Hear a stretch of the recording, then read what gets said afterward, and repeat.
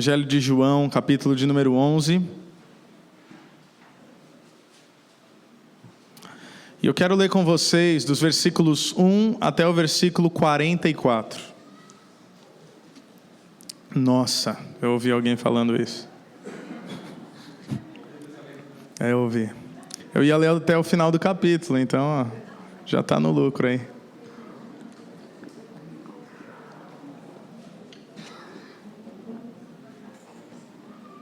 Obviamente nós não vamos estudá-lo versículo a versículo.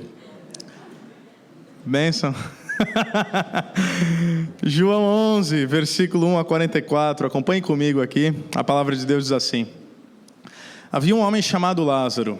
Ele era de Betânia, do povoado de Maria e de sua irmã Marta. E aconteceu que Lázaro ficou doente. Maria, sua irmã, era a mesma que derramara perfume sobre o Senhor e lhe enxugara os pés com os cabelos. Então as irmãs de Lázaro mandaram dizer a Jesus: Senhor, aquele a quem amas está doente. Ao ouvir isso, Jesus disse: essa doença não acabará em morte, é para a glória de Deus, para que o Filho de Deus seja glorificado por meio dela. Jesus amava Marta, a irmã dela, e Lázaro. No entanto, quando ouviu falar que Lázaro estava doente, ficou mais 2 dias onde estava. Depois disse aos discípulos: vamos voltar para a Judeia. Estes disseram: Mestre, há pouco os judeus tentaram apedrejar-te, e assim mesmo vais voltar para lá? Jesus respondeu: o dia não tem 12 horas. Quem anda de dia não tropeça, pois vê a luz desse mundo. Quando anda de noite tropeça, pois nele não há luz. Depois de dizer isso, prosseguiu, dizendo-lhes: nosso amigo Lázaro adormeceu, mas vou até lá para acordá-lo. Seus discípulos responderam: Senhor, se ele dorme, vai melhorar. Jesus tinha falado de sua morte, mas os seus discípulos pensaram que ele estava falando simplesmente do sono. Então lhes disse claramente: Lázaro morreu. E para o bem de vocês estou contente por não ter estado lá, para que vocês creiam, mas vamos até ele. Então Tomé, chamado Dídimo, disse aos outros discípulos: vamos também para morrermos com ele. Ao chegar, Jesus verificou que Lázaro já estava no sepulcro havia 4 dias. Betânia distava cerca de 3 quilômetros de Jerusalém, e muitos judeus tinham ido visitar Marta e Maria para confortá-las pela perda do irmão. Quando Marta ouviu que Jesus estava chegando, foi encontrá-lo, mas Maria ficou em casa. Disse Marta a Jesus: Senhor, se estivesses aqui, meu irmão não teria morrido. Mas sei que mesmo agora Deus te dará tudo o que pedires. Disse-lhe Jesus: o seu irmão vai ressuscitar. Marta respondeu: eu sei que ele vai ressuscitar na ressurreição, no último dia. E disse-lhe Jesus: eu sou a ressurreição e a vida. Aquele que crê em mim, ainda que morra, viverá. E quem vive e crê em mim, não morrerá eternamente. Você crê nisso? Ela lhe respondeu: sim, Senhor, eu tenho crido que tu és o Cristo, o Filho de Deus que devia vir ao mundo. E depois de dizer isso, foi para casa, e chamando à parte Maria, disse-lhe: o Mestre está aqui e está chamando você. Ao ouvir isso, Maria levantou-se depressa e foi ao encontro dele. Jesus ainda não tinha entrado no povoado, mas estava no lugar onde Marta o encontrara. Quando notaram que ela se levantou depressa e saiu, os judeus que a estavam confortando em casa seguiram-na, supondo que ela ia ao sepulcro para ali chorar. Chegando ao lugar onde Jesus estava e vendo, Maria prostrou-se aos seus pés e disse: Senhor, se estivesses aqui, meu irmão não teria morrido. Ao ver chorando Maria e os judeus que a acompanhavam, Jesus agitou-se no espírito e perturbou-se. Onde o colocaram? Perguntou ele. Vem e vê, Senhor, responderam eles. Jesus chorou. Então os judeus disseram: vejam como ele o amava. Mas alguns deles disseram: ele que abriu os olhos do cego não poderia ter impedido que esse homem morresse? Jesus, outra vez profundamente comovido, foi até o sepulcro. Era uma gruta com uma pedra colocada à entrada. Tirem a pedra, disse ele. Disse Marta, irmã do morto: Senhor, ele já cheira mal, pois já faz 4 dias. E disse-lhe Jesus: não lhe falei que se você cresce veria a glória de Deus? Então tiraram a pedra e Jesus olhou para cima e disse: Pai, eu te agradeço porque me ouviste. Eu sei que sempre me ouves, mas disse isso por causa do povo que está aqui, para que creia que tu me enviaste. Depois de dizer isso, Jesus bradou em alta voz: Lázaro, venha para fora. O morto saiu, com as mãos e os pés envolvidos em faixas de linho e o rosto envolto num pano, e disse-lhes Jesus: tirem as faixas dele e deixem-no ir. Vamos orar? Senhor Deus, que a Tua palavra, que é viva e poderosa, possa penetrar as nossas mentes, os nossos corações e nos trazer transformação nesse início de noite. Nós precisamos de Ti, nós precisamos da compreensão que só pode ser concedida pelo Teu Espírito Santo. E nós precisamos dessa transformação que somente o Senhor pode realizar. Portanto, use a Tua palavra através do Teu Espírito. Nos faça essa noite enxergar ainda mais o autor e o consumador da nossa fé, Jesus o Cristo. Assim nós oramos, no nome de Jesus. Amém. Amém. Meus irmãos, esse texto é um texto riquíssimo. Eu tenho certeza que vários de vocês já leram esse texto, já estudaram esse texto. Pode ser que alguns de vocês já compartilharam esse texto. É o texto da ressurreição de Lázaro. Qualquer cristão que tem caminhado com Jesus Cristo há algum tempo razoável conhece esse texto, já ouviu essa história. E obviamente nós não vamos refletir sobre todos os aspectos e todos os detalhes e entrar de fato na profundidade desse texto, e é por isso que após nós sairmos daqui, eu te encorajo a ir para a sua casa e você ler esse texto aqui, ler esse capítulo e se aprofundar naquilo que Deus quer ministrar ao teu coração, porque simplesmente por uma questão de tempo não tem como, em 30, 40, 50 minutos, nós extrairmos as riquezas que Deus nos trouxe aqui em João capítulo 11. Então, nós vamos pensar algumas coisas aqui, trazer algumas aplicações para as nossas vidas. Mas o que eu quero que você entenda é que João capítulo 11, ele fala sobre alguns dos assuntos mais profundos da nossa existência. Só pela leitura você pode ter reparado. Ele fala de vida e ele fala de morte. Ele fala de ressurreição, fala de eternidade, fala de destino e fala de propósito. Então esse texto, em resumo, ele fala sobre aquilo que nós vamos chamar de salvação. E mais importante do que nos dizer o que salvação é, embora isso seja muito importante, esse texto ele vai nos dizer também o que a nossa salvação produz. O que significa ser salvo por Jesus Cristo e qual a implicação dessa salvação na minha vida e na sua vida. Então, olha os versículos 1 e 2, eles dizem: havia um homem chamado Lázaro, ele era de Betânia, do povoado de Maria e de sua irmã Marta. E aconteceu que Lázaro ficou doente, Maria, sua irmã, era a mesma que derramara perfume sobre o Senhor e lhe enxugara os pés com os cabelos.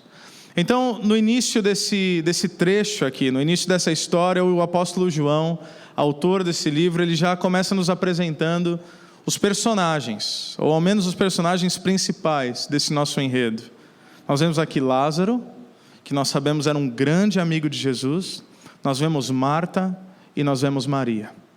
Talvez você se lembre de Marta e Maria, essas duas irmãs, vista lá em Lucas 10, versículos 38 a 42, quando nós aprendemos algo incrível aqui, através de como essas mulheres tratavam Jesus. Uma delas, a Marta, estava sempre ocupada, tentando servir Jesus Cristo nas suas necessidades. A outra era a Maria, que estava sentada aos pés de Jesus. E é interessante que parece que há uma tensão ali entre as duas, de modo que Marta é aquela que está arrumando, é aquela que está organizando, é aquela que está preparando as coisas, e na cozinha, e na sala, e vendo se está tudo bem. De modo que ela se envaidece a tal ponto de dizer: Jesus, você não está vendo o que está acontecendo aqui? Eu estou ocupada com um monte de coisa e essa aí está sentada. E aí Jesus nos ensina algo sensacional. Ele fala: Marta, muitas coisas podem acontecer, muitas coisas são importantes, mas ele disse, ou muitas coisas são necessárias, mas a Maria escolheu a parte mais importante, e essa não será tirada dela. E o que é? Que mais importante do que fazer coisas para Deus é primeiramente estar aos pés de Deus. Porque somente estando aos pés de Jesus, nós teremos a consequência de viver em prol de Jesus, em prol do serviço a Jesus. Isso nós aprendemos com essas irmãs. A mesma Maria, você deve se lembrar que ungiu Jesus, o texto nos diz, com um perfume caríssimo, e depois enxugou os seus pés com os seus cabelos. Um dos maiores exemplos de adoração em todo o Novo Testamento. De modo que quando Jesus encerra aquele momento, ele fala: isso nunca mais será esquecido e em todos os lugares essa história será lembrada. E obviamente Jesus está aqui e os seus discípulos estão aqui. Então o que está acontecendo é que Lázaro fica doente, Marta e Maria mandam um recado para Jesus, isso está no versículo 3. No versículo 4, Jesus ele recebe a notícia da doença de Lázaro.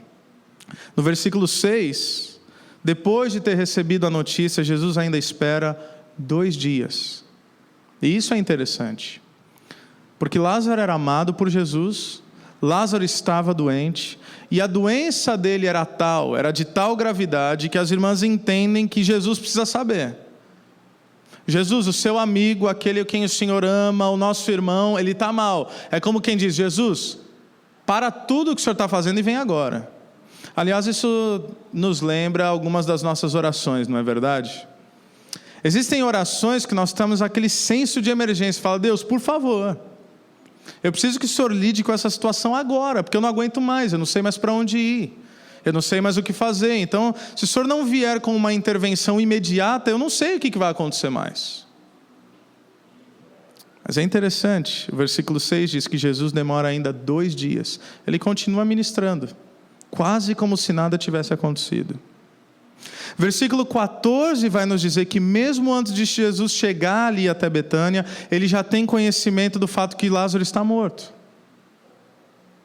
E depois, versículo 21, a Marta chega até Jesus, e aí eles têm uma conversa profunda aqui. Porque no versículo 21, observe comigo, ela diz: Senhor, se estivesses aqui, o meu irmão não teria morrido. Então ela tem uma concepção do poder de Jesus.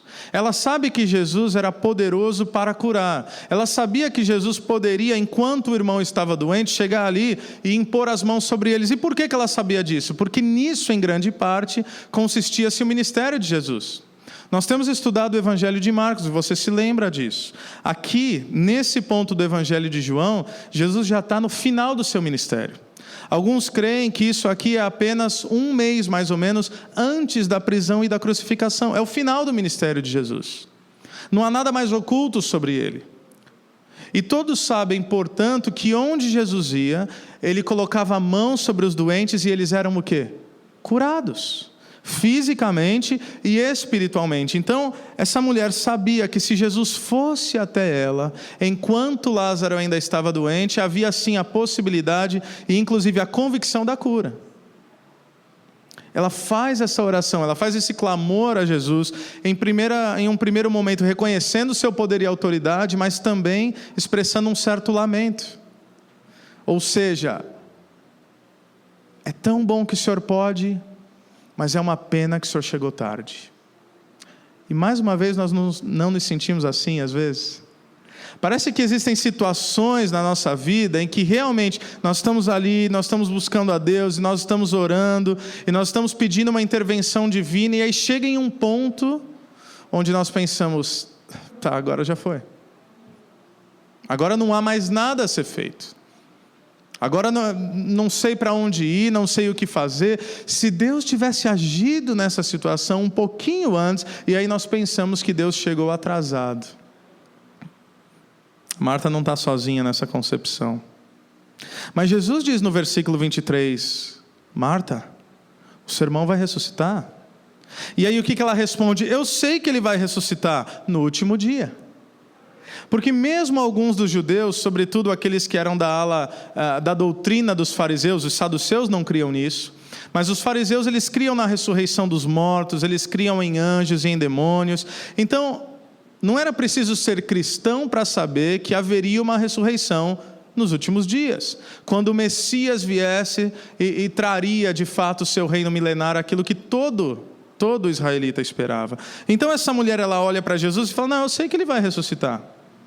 Então ela demonstra fé, mas não demonstra necessariamente um conhecimento profundo sobre quem Jesus é e sobre o que ele pode fazer. E aí Jesus responde de modo incrível no versículo 25, dizendo: Eu sou a ressurreição e a vida.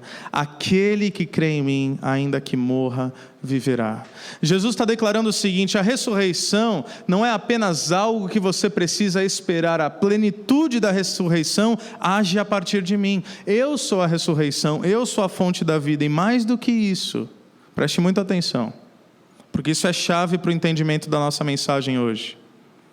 É como se Jesus estivesse dizendo para Marta: Marta, você pensa que o poder da vida de Deus é apenas para o pós-morte, mas eu estou aqui para dizer que o poder que emana de Deus, o poder da vida, o poder da ressurreição, não é para o pós-morte, é para o agora. O porquê isso é importante?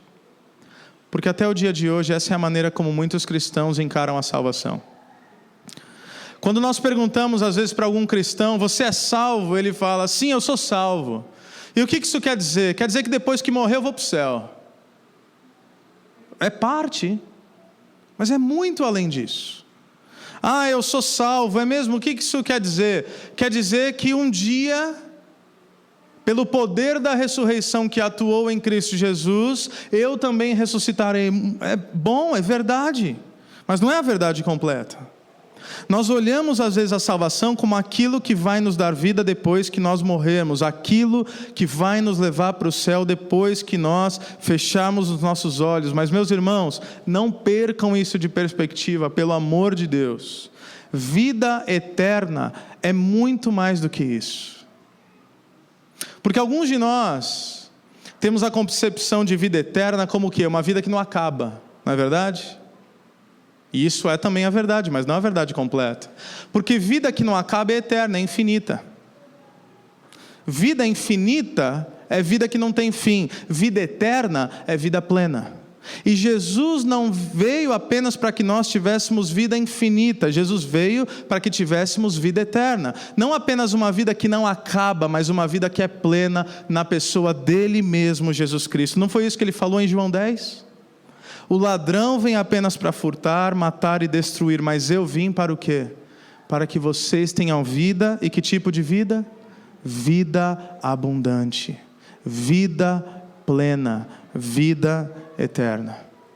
A nossa esperança não é ir para o céu e ter uma vida que não acaba. A nossa esperança é ver o poder de Deus nas nossas vidas hoje, para que o céu seja uma consequência do relacionamento com Cristo no dia de hoje. Como alguém certa vez já disse, ser salvo é muito mais do que ir para o céu. Ser salvo é ser como Cristo. E quando um cristão perde isso de perspectiva, ele vive apenas uma questão metafísica. Isso é, como se o cristianismo fosse a religião que vai cuidar da minha alma, que vai cuidar do meu espírito, mas não tem qualquer atuação na minha vida no dia de hoje. Ser salvo é mais do que ir para o céu. Ser salvo é viver vida abundante em Jesus Cristo. E tendo dito isso, eu quero apontar algumas observações e algumas aplicações aqui a partir desse texto. A primeira coisa que eu quero observar: tal como Lázaro, a humanidade sem Jesus está morta. Olhe comigo os versículos 11 a 14. Depois de dizer isso, prosseguiu dizendo-lhes: nosso amigo Lázaro adormeceu, mas vou até lá para acordá-lo. Seus discípulos responderam: Senhor, se ele dorme, vai melhorar. Jesus tinha falado de sua morte, mas os seus discípulos pensaram que ele estava falando simplesmente do sono. Então lhes disse claramente: Lázaro morreu.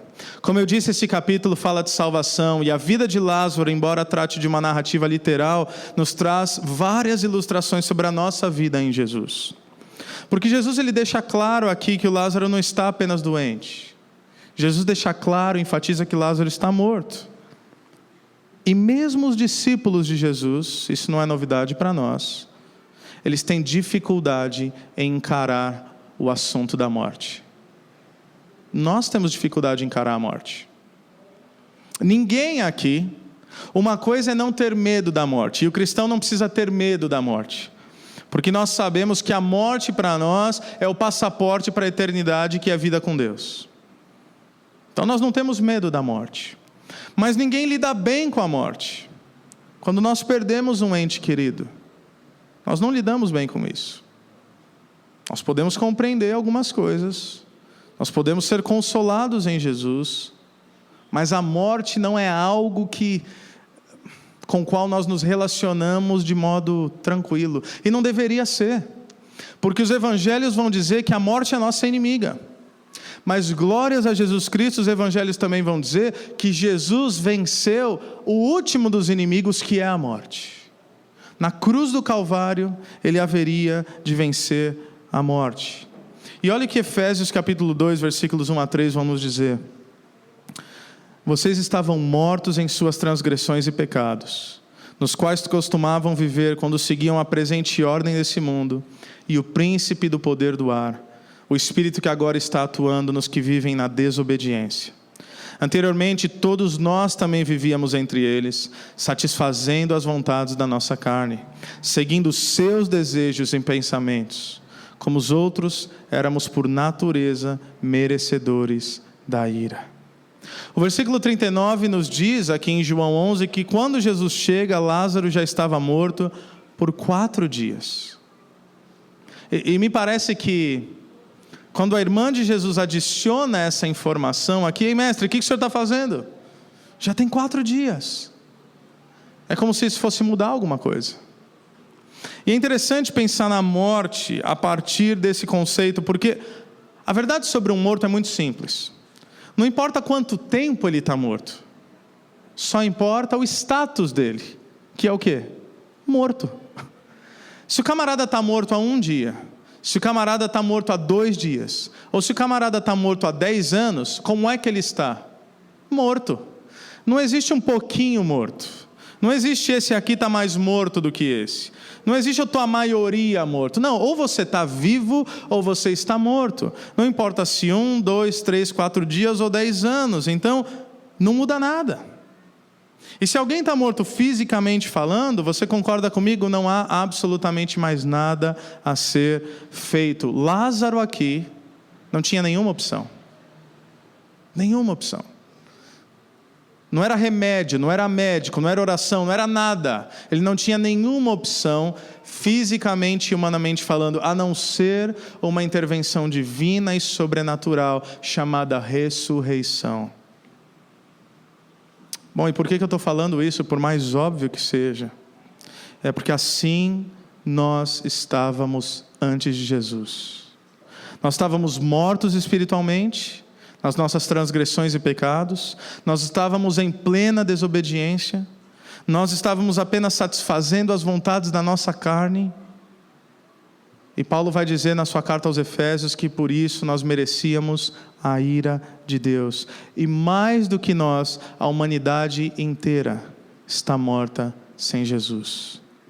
Mas olha a segunda coisa que nós queremos observar nesse texto. A segunda coisa não é apenas a condição do Lázaro, mas é a condição das irmãs de Lázaro. Olha comigo os versículos 31 a 33. Quando notaram que ela se levantou depressa e saiu, os judeus que a estavam confortando em casa seguiram-na, supondo que ela ia ao sepulcro para ali chorar. Chegando ao lugar onde Jesus estava e vendo, Maria prostrou-se a seus pés e disse a mesma coisa que Marta havia dito: Senhor, se estivesses aqui, meu irmão não teria morrido. Ao ver chorando Maria e os judeus que a acompanhavam, Jesus agitou-se no espírito e perturbou-se. Então, quando nós olhamos para a condição das irmãs de Lázaro, eu quero propor a vocês que nós vemos pelo menos 3 coisas.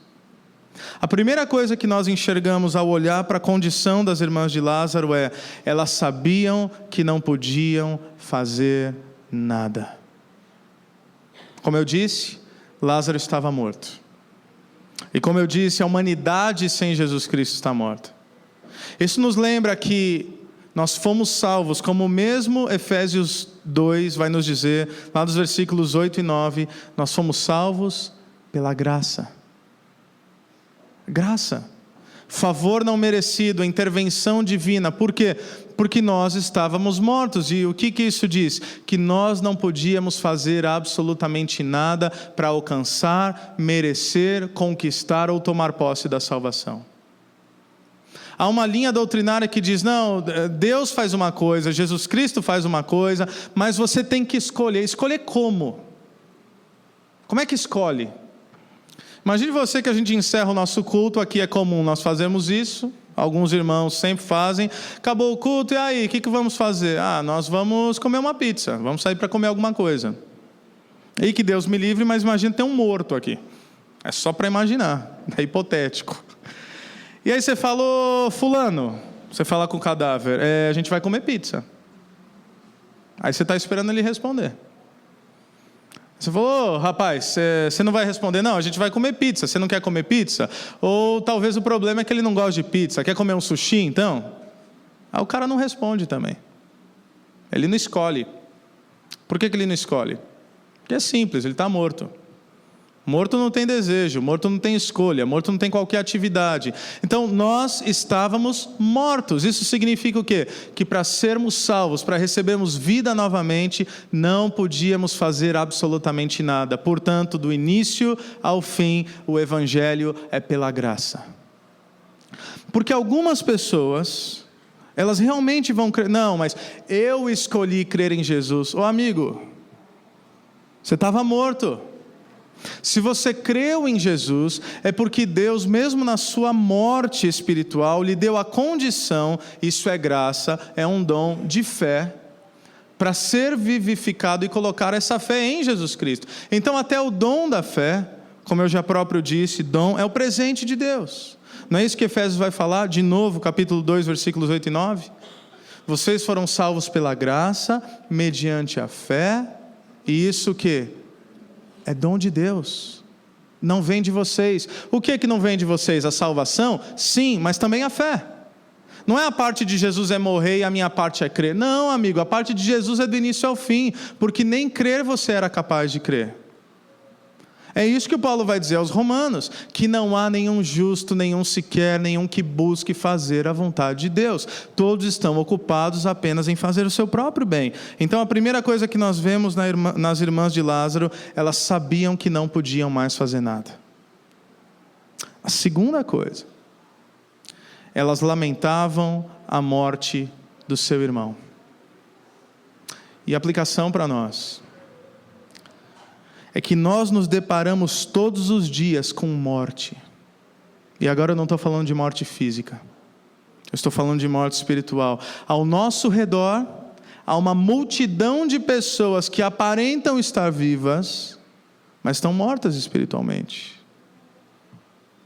Pergunta: quando foi a última vez que o desejo pela salvação de alguém te levou às lágrimas?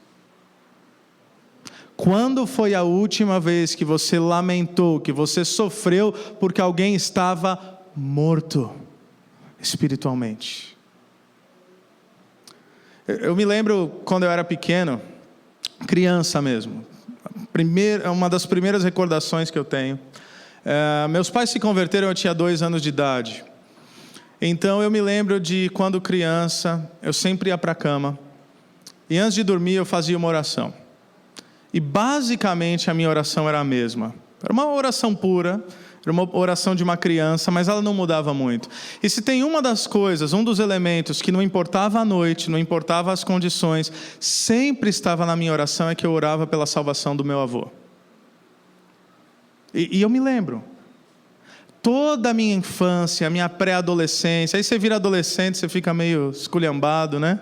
Mas eu lembro que todos os dias de todos os anos na minha infância, antes de dormir, eu falava: Deus, salva o meu avô, salva a minha avó, em nome de Jesus. Oração pura de uma criança. Sabe por quê? Porque me doía o fato de saber que meus avós ainda não conheciam a Jesus Cristo. E os anos se passaram, e teoricamente meu avô nunca tinha entregue sua vida a Jesus Cristo, ou não tinha mesmo. E alguns de vocês acompanharam um pouco desse processo no final de 2014, então completou 1 ano agora no fim de 2015, meu avô faleceu.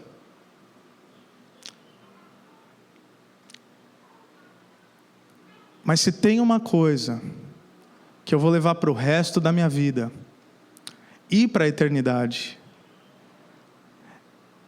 é que aquelas orações que eu fiz desde criança, e aparentemente Deus não ia responder, quando meu avô estava na cama, todo entubado, já em coma, milagrosamente um dia eu fui lá, e eu falei algo para ele, eu conversava com ele, eu orava com ele, nenhuma reação.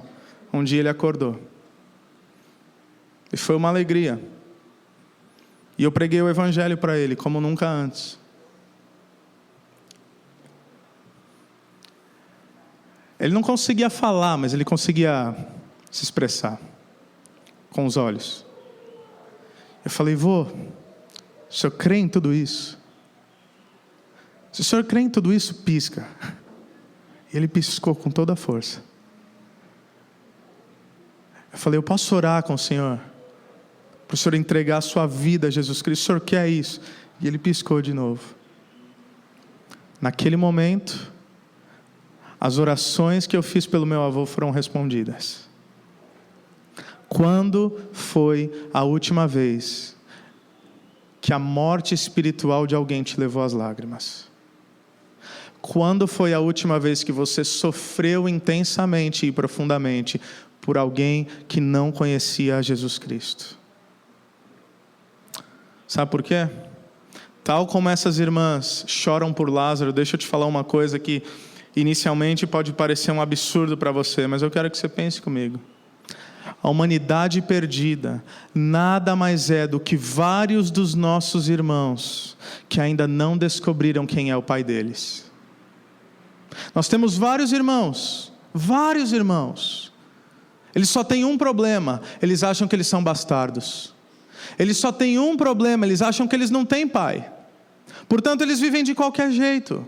E qual é a nossa função? A nossa função é levar Jesus Cristo até eles e dizer: vocês têm um pai. E mais do que isso, o pai de vocês é o meu pai.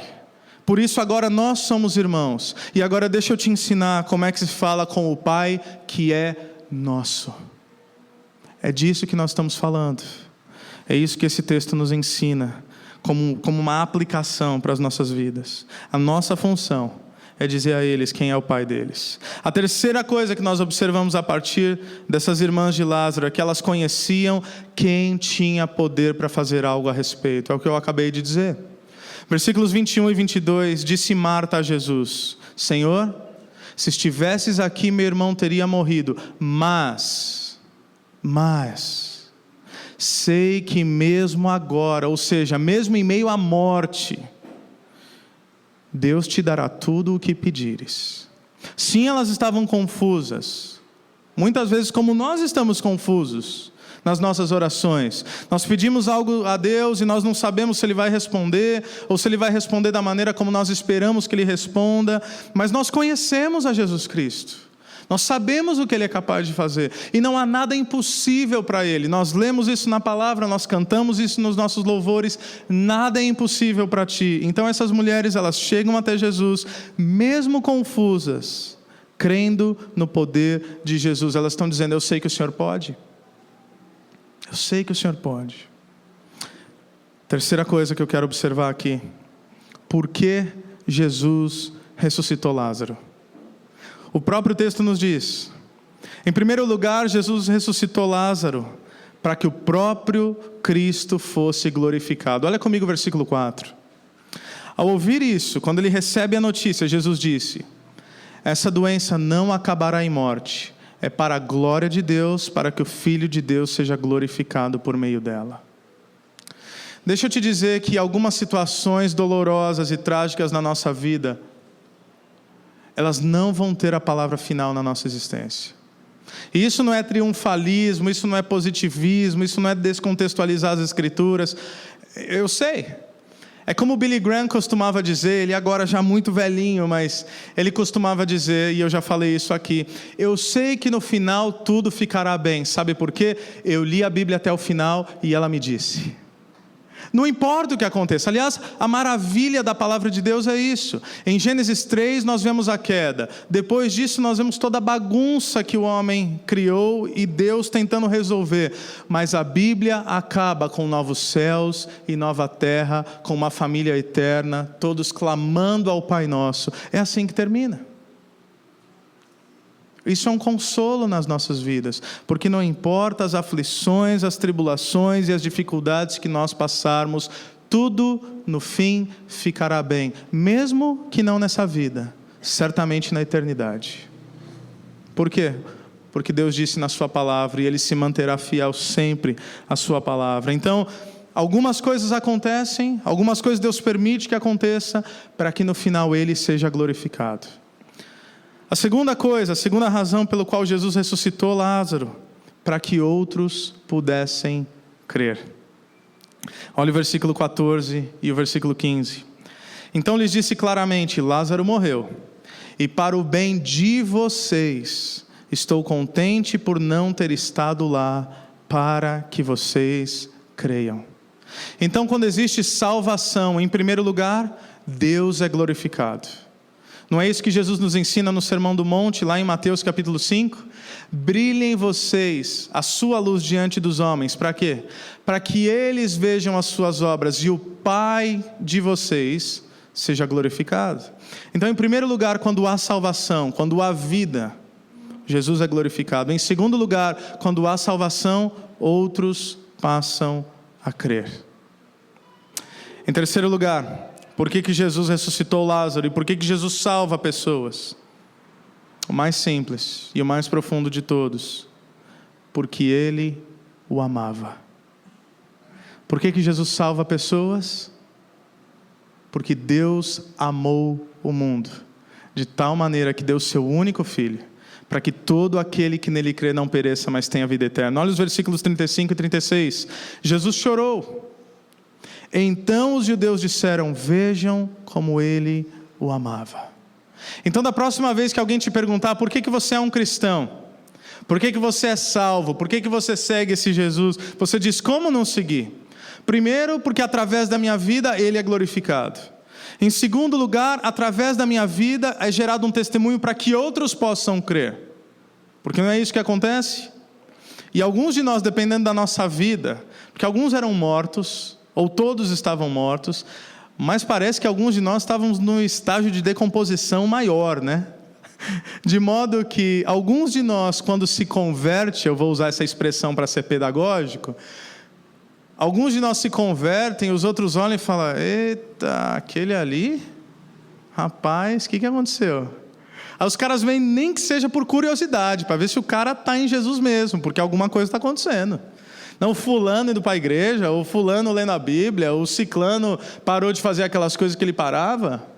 A nossa salvação gera um testemunho, é para que outros possam crer. Mas por que eu sou salvo? Porque Deus me ama. Porque Ele sempre me amou. Porque Ele me amou até mesmo antes dEle ter me criado, porque no seu coração nós já existíamos. E Ele já nos escolheu antes da fundação do mundo, é o que diz a sua palavra. Mais duas coisas. Número 4, como, não apenas por quê, mas como Jesus ressuscitou Lázaro. E isso é tão simples e tão sensacional. Olha comigo o versículo 43. Depois de dizer isso, Jesus está ali, em frente ao túmulo, e depois de dizer isso, Jesus bradou em alta voz: Lázaro, venha para fora. Como Jesus ressuscitou Lázaro? Alguém adivinha? Como? Pelo poder da sua palavra. É a palavra de Deus. É a palavra de Jesus Cristo. Da mesma maneira que Ele havia ressuscitado a filha de Jairo em Marcos 5, versículos 21 a 43. Da mesma maneira que Ele havia ressuscitado o filho da viúva de Naim em Lucas 7, versículos 11 a 17. E agora com Lázaro, nas 3 ocasiões, com a sua palavra. É por isso que aqui na Calvary Campo nós amamos a palavra de Deus. Nós amamos a palavra de Deus. Por quê? Porque não é apenas o lugar onde nós obtemos conhecimento intelectual. não é apenas a base para nós construirmos o nosso posicionamento doutrinário e teológico. Nós amamos a palavra de Deus porque apenas a palavra de Deus pode nos transformar, nos libertar e nos trazer vida. É a palavra de Deus. É por isso que nós estudamos a palavra de Deus. É por isso que nós lemos a palavra de Deus. É por isso que nós meditamos na palavra de Deus. Eu posso vir aqui no domingo e trazer uma palestra espetacular para vocês, de positivismo, de autoajuda. Você vai sair daqui se sentindo maravilhoso, mas eu não construí nada no coração de vocês. Porque somente a palavra de Deus e não de homens é capaz de nos transformar de dentro para fora e de modo eterno. Só ela traz vida. E é interessante observar o que Jesus fala aqui, porque os túmulos naquela época comumente eram túmulos coletivos. Então não é como nós temos hoje, né? Alguns familiares, né? Alguns túmulos familiares são assim, mas normalmente existe um lugar onde você coloca ali aquele ente querido que se foi, né? Um túmulo individual. Antes era uma gruta, uma caverna, era um túmulo coletivo. E aí alguns brincam com isso, que quando Jesus ele chega para ressuscitar Lázaro, ele tem que fazer questão de falar: Lázaro, venha para fora. Porque se ele chega na frente de um túmulo coletivo e fala: vem para fora, vem todo mundo. Tinha uns 20 lá, ressuscitava todo mundo. Então ele está falando: opa, só o Lázaro agora. Lázaro, vem, é você. Aí você imagina os outros mortos ali, né, não tenta imaginar, a gente vai viajar muito nisso. Lázaro, vem para fora. Vem para fora. Vocês acham engraçado, né? Mas é incrível também ver a fé de Jesus. Eu não sei se você observou isso. A fé de Jesus na vontade do Pai em trazer vida e salvação. Olha comigo os versículos 41 e 42. Então tiraram a pedra. Jesus olhou para cima e disse: Pai, eu te agradeço porque me ouviste. Eu sei que sempre me ouves, mas disse isso por causa do povo que está aqui, para que creia que tu me enviaste. Quando Jesus fala isso? Antes da ressurreição. Jesus agradece a ressurreição de Lázaro antes dela acontecer. Jesus já clama com gratidão, dizendo: Pai, obrigado por ouvir minha oração, antes dele enxergar a resposta da sua oração. Sabe qual é o nome disso? Fé. Não é isso que o autor aos Hebreus vai nos dizer? Que a fé é o firme fundamento das coisas que se esperam e a prova daquilo que não se vê. Que loucura é essa? Fé. Fé. É aquilo que você ainda não está vendo, mas você sabe. É aquilo que você não consegue apalpar, mas você já conseguiu conceber. E deixa eu te dizer uma coisa sobre oração de fé. Sempre que nós orarmos segundo a vontade de Deus, sempre, isso não sou eu que estou falando, é a palavra de Deus que afirma: tudo o que pedirmos em nome de Jesus. Em nome de Jesus, segundo a cultura da época, era o quê? Segundo a natureza de Jesus. Porque o nome carregava a identidade. Então, tudo que pedirmos segundo o caráter de Jesus, tudo que pedimos ao Pai segundo a natureza de Jesus, não tudo o que queremos, mas tudo o que pedirmos alinhado com o coração de Deus em Jesus, a palavra de Deus diz: nos será dado. Lembra da oração que eu fiz pelo meu avô quando criança? Hoje é tão claro. Como Deus não ia responder essa oração? Como? É só colocar um pouco de lógica. Você ora anos pela vida de alguém, você ora anos pela salvação de alguém, e abre parênteses, é por isso que você nunca pode desistir de orar pela vida de alguém. Mas você ora anos pela salvação, e aí você imagina Deus recebendo essa oração e pensando: vamos ver se eu estou afim disso mesmo. Vamos ver se é da minha vontade esse camarada ir para o céu ou ir para o inferno. Vamos ver se essa é uma oração digna de ser respondida. Como assim? É óbvio que é uma oração digna de ser respondida. É a melhor das orações de ser feita. A melhor das orações. Porque você não está pedindo nada para você. Você está pedindo: Deus, com a tua graça e com a tua misericórdia, ilumina a mente dessa pessoa, revele-se a essa pessoa, traga vida onde há morte.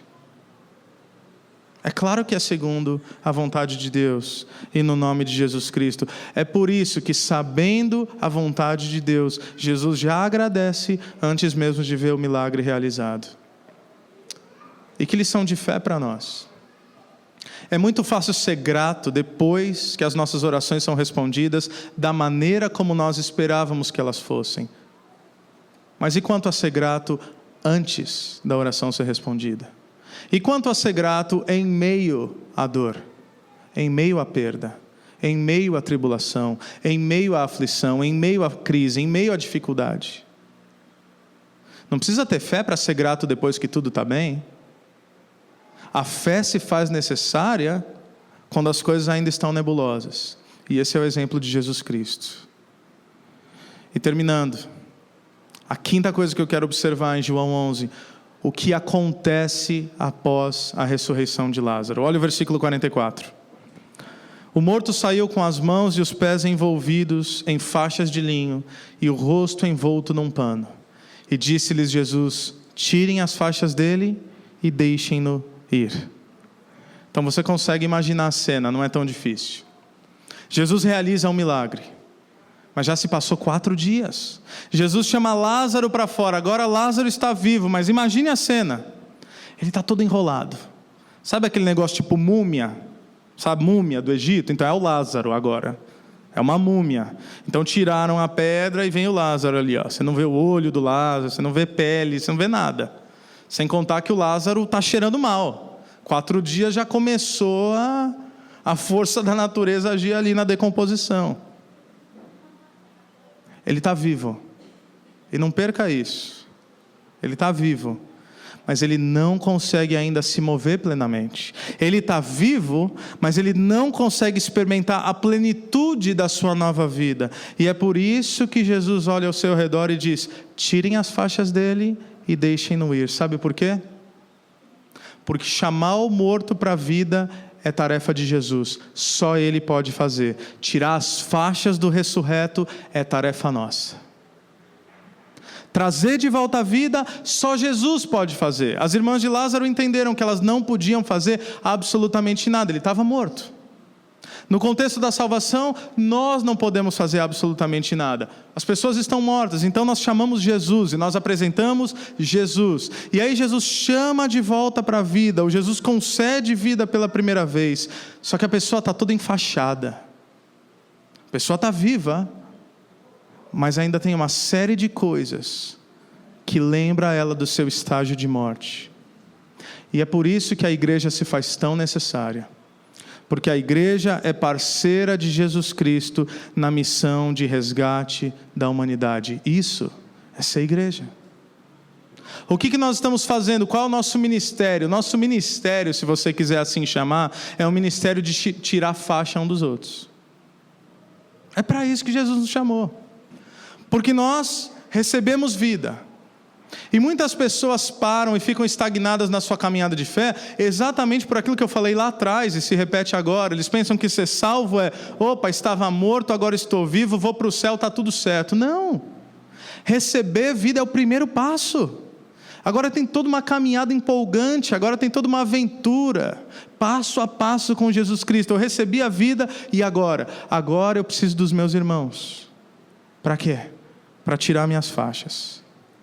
Jesus fez o que somente Ele podia fazer, mas ainda há coisas que remetem Lázaro à sua morte, ainda há coisas que parecem querer prendê-lo. E é precioso observar exatamente o contraste entre a relação com Jesus e a religião.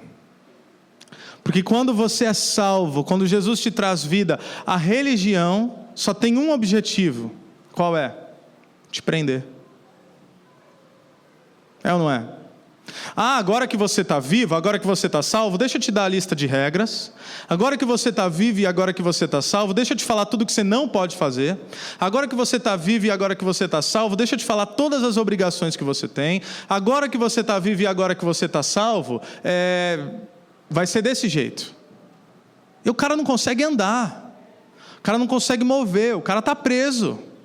Por quê? Porque a igreja de Jesus Cristo, ao invés de desenfaixar o cara inteiro e falar: meu amigo, agora você está livre, livre do pecado e livre para viver plenamente, não mais para você, mas por aquele que te salvou, a religião engessa, a religião enfaixa, a religião imobiliza. Então o que nós como igreja, o que nós fazemos? Nós caminhamos juntos e nós vamos tirando pouco a pouco as faixas de cada um para que nós possamos caminhar livremente. Para que depois de um tempo outras pessoas possam olhar para nós e falar: caramba, você está diferente. O que aconteceu? Bom, aí você vai dizer: primeiro, Jesus me deu vida. Segundo, meus irmãos estão me ajudando, eles estão tirando as faixas. Está meio difícil. Tem umas que tem uns esparadrapos lá que gruda, dói para sair, mas está saindo.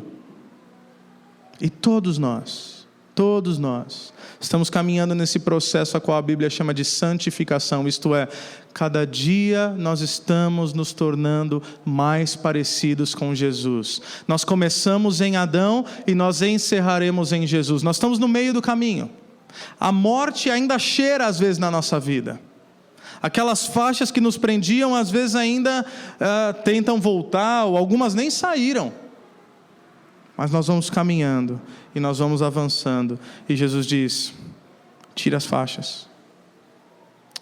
Eu fui tão abençoado hoje por uma coisa simples, mas eu creio que vale a pena trazer esse exemplo.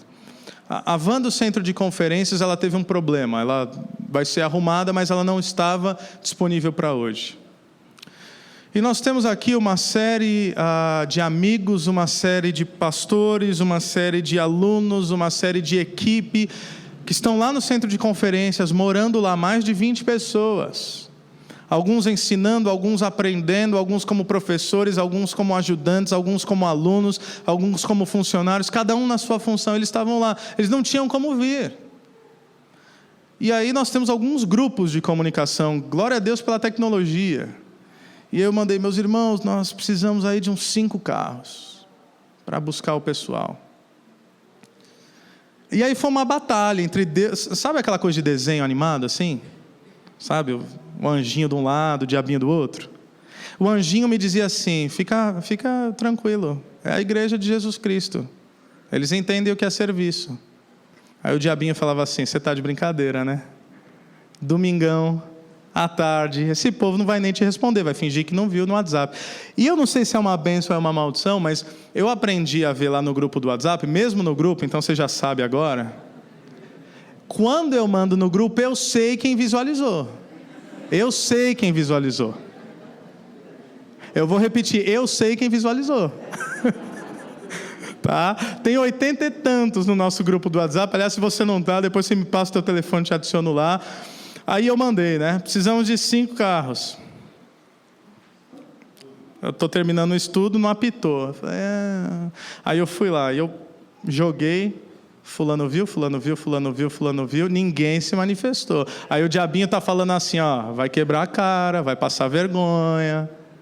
Eu vou resumir a história, obviamente, mas glória a Deus, por cada um que se disponibilizou. E não precisa se sentir condenado se você não se disponibilizou, sempre vai ter oportunidade. E lembre-se, eu vejo que você visualizou.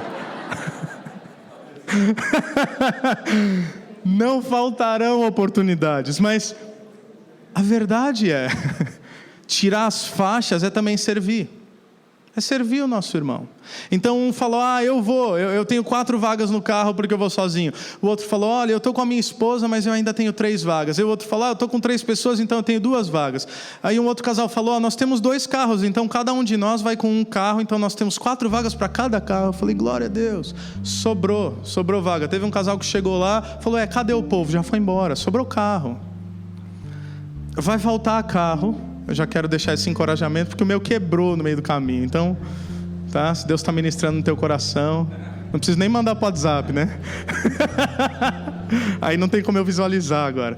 Mas a verdade, meus irmãos, é que esse texto ele é tão profundo e tão rico. Mas apenas a partir do que nós vimos essa noite, nós vemos o retrato das nossas próprias vidas em Lázaro. Porque antes de Jesus, nós estávamos mortos. Nós vemos o retrato das nossas vidas nas irmãs de Lázaro, porque agora com Jesus, nós somos aqueles que sabem que precisam levar Jesus a outros, para que eles também recebam vida. Em terceiro lugar, nós vemos o nosso retrato naqueles que retiram as faixas de Lázaro, e isso é o poder da vida em comunidade. a vida na comunidade dos discípulos de Jesus Cristo, onde ninguém chegou lá, todos estão no processo. Isso quer dizer que nós precisamos uns dos outros, isso quer dizer que nós precisamos perdoar uns aos outros, não é isso? Quer dizer que nós temos que ser graciosos uns com os outros, porque se o teu irmão pisar na bola contigo, relaxa, porque ele ainda tem umas faixas que não caíram, ainda tem alguma coisa nele que lembra a morte, assim como há em mim e assim como há em você. É por isso que a comunidade de Cristo é a comunidade do serviço, é a comunidade da graça, é a comunidade da misericórdia e é a comunidade do perdão. Eu oro para que isso possa ser visto em nossas vidas nesse ano que se inicia, e que Deus use as nossas vidas para que outros conheçam a Jesus Cristo e para que outros vivenciem Jesus Cristo. Que a nossa comunidade, minha oração é que seja uma comunidade vibrante, uma comunidade viva, onde as pessoas vão chegar aqui e elas vão dizer: eu conheci Jesus através daquelas pessoas. Amém? Que Deus